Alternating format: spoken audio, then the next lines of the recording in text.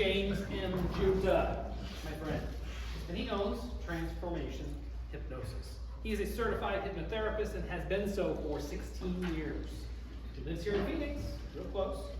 I'm going to give you a list of jobs. Just know he's going to put you on work because he's done everything you do. He's not a musician, a journalist, an adjunct professor, a corporate trainer, cable TV producer and editor, general contractor, printer, graphic artist, sign painter, retail manager, electronic technician, and a singing messenger. Told you, really did everything you all did. He has one daughter, Sarah. He has 4 granddaughters and 4 great-grandchildren. I don't know how that could happen, because you're not there. He moved to Phoenix in 2016 from the Jersey Shore. How you doing? How you doing? His interests include recording music in his home studio, dating, reading, collecting Beatles memorabilia. That's something I didn't know about James. Movies, hiking, concerts, museums, exploring the Great Southwest and historical sites, mind and body transformation, go figure, guitar maintenance and repair, anything to do with the arts. Bernie desires to create a center of hypnosis in which he can teach a variety of certification courses, mentor students, host social events for students, clients, and the public, and support other professionals in the health and wellness area. He also wants to create a hypnotic concert series, hypnotizing the audience with music. That sounds amazing. Favorite quote? No matter how deep the ocean, you can always break a window with a hammer. If it ain't fun, this is his personal motto. If it ain't fun, it ain't worth it. Something no one knows about James, he auditioned for the Gong Show. He's a couple years ago.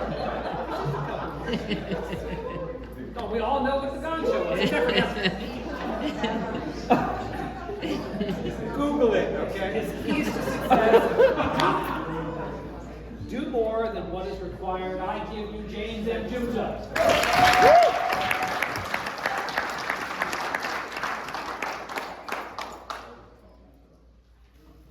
I know what you're thinking. You're wondering what kind of a person becomes a professional hypnotist. And what is that? And is it really a thing? Well, it is a thing. My area of inquiry is actually communication. And I've always been interested in things like intelligence and everything related to it. In fact, I remember the day that I became curious about these things. I was 8 years old at the time. Now, hypnotists are so different from each other. The way I approach my craft is that it's an art form. It's also the science of change, and it's a philosophy. It's a way of life. Currently, I am rebranding my practice. I'm calling it quantum creativity. It is most definitely hypnotherapy. But I'm concentrating on 4 things: thoughts, emotions, physical response, and spiritual connection. Now take a look at this list. This is how you're experiencing your life. And these are the pathways for you to internalize all the events and things that are happening to you. These are also the 4 pathways that I use to help my clients to reprogram the subconscious mind. Now, every once in a while, you hear me say, I love my work, right? Right? Yes. Well, it's a lot more than that. You know, I've given over years of my life to this work.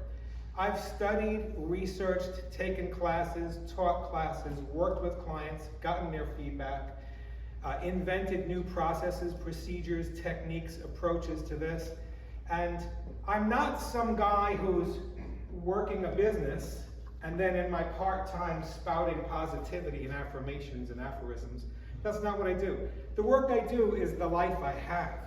And when I tell you what I know about the science of changing your mind, it's backed up by years of experience. About 2,000 clients have sat in my comfy chair. More than 8,000 hours of clinical practice. Now, I didn't start out as a professional hypnotherapist. I started out as a kid in Brooklyn. And everybody in public school gets an IQ test, so I scored outside of the bell curve, let's say, on the good side. But things happened later in my childhood that caused a great deal of difficulty for me, so I started to abuse alcohol and narcotics. By the time I was 15, I was a full-blown alcoholic. By the time I was 18, I'd been arrested a few times, expelled from 2 different high schools. I never did graduate, fired from 3 jobs. I was a mess. Now, it might sound odd, but that was the best I could do. I didn't know any better. After my mother died, I had no supervision, 0 accountability, so I failed. But I figured at the age of 19, let me go to college. Maybe if I get out of this town, things will work out better. So I moved up to Boston, and I attended Berklee College of Music. It's a great school, was then, is now, and I still use every bit of that information because I'm musical today. That's what I looked like when I was 19, it's 1975. Now, it's a great school, and I had some ambition, but I didn't know how to have a goal, and I didn't know how to formulate a plan and work it. I didn't learn those things as a teenager.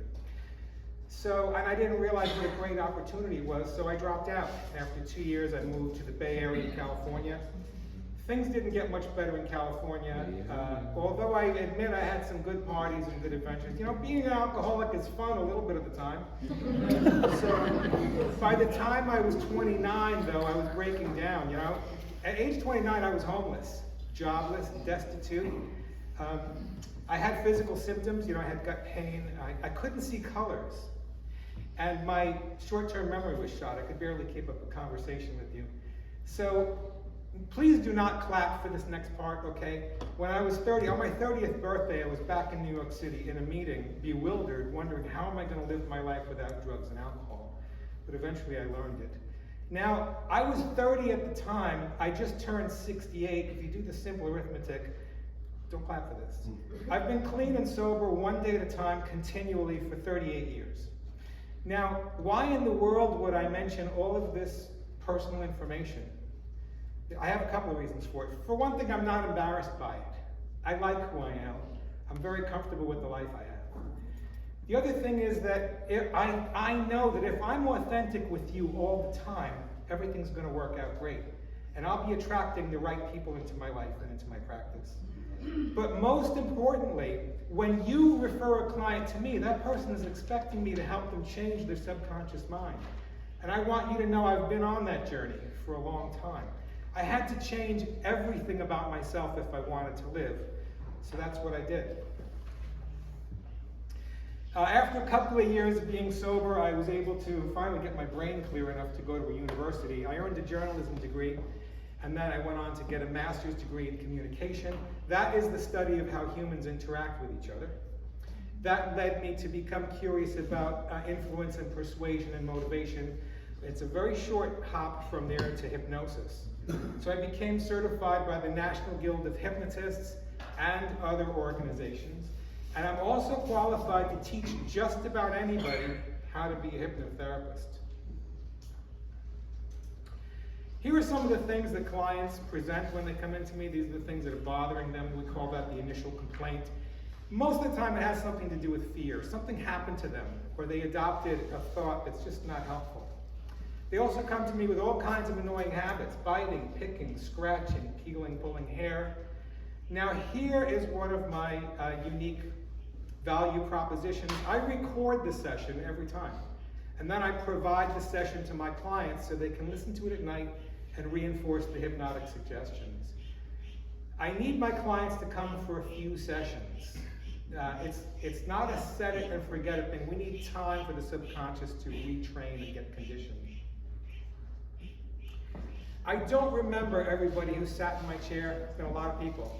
But I certainly remember some of the cases. I love working with traumatized combat veterans. If you know anyone in that situation, please send them to me. They've already sacrificed a lot, and they deserve to have some relief. I love working with professionals who are taking licensing exams, and they need to improve their score. Those folks don't usually call me till they've failed it once or twice. Then they call me, we do a little hypnosis, they pass the test, I continue working, everybody's happy. I love working with stroke patients. Now, I'm not a doctor, I do not heal or cure. However, hypnosis is well known to improve the brain and help you rewire. I've had a couple of career distinctions. Some of you have seen my TEDx talk. I also got this Hypnotist of the Year. That was right around the same time. The thing that was interesting about that was when they put the plaque in my hand, I suddenly became a hypnotist who earns awards. And I didn't know I was that until they taught it to me. It expelled a whole bunch of limiting beliefs. Yes, hypnotists have limiting beliefs too. So what is the product that I'm offering to my clients? What is the coin of the realm of hypnotism? It starts with possibility. I give my clients possibility and we go from there. I don't know what's going to happen with you, with me, but when you ask somebody what's possible, they start coming up with things that they don't know they can do, but they can. And another thing that I love to help support is reinvention. You've all done this plenty of times in your life. You recall that I said I'm rebranding my business? Well, you don't go through rebranding without changing a whole bunch internally. It's part of the deal. You don't get one without the other.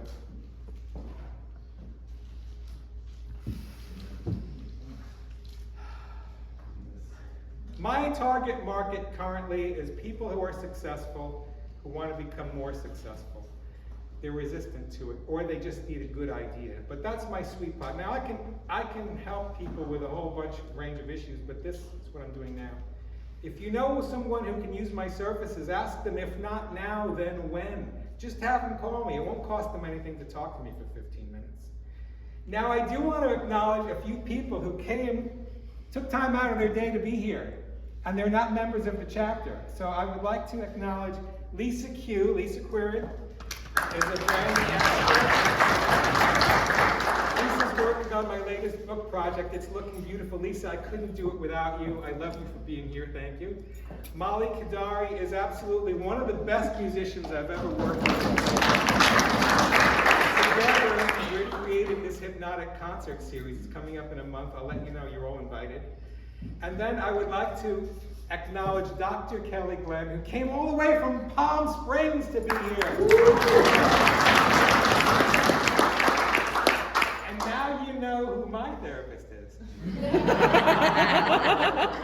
So I would like to say thank you to all of you for listening with kindness and generosity. I sure hope I've uplifted you. I left a little handout for you with some suggestions on there. And let's have a one-to-one, okay? Give me a call. Let's meet.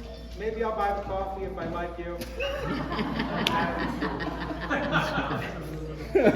My name is... All right. Thanks a lot, everybody, really. And James Giunta, certified hypnotherapist. I can help you change your mind.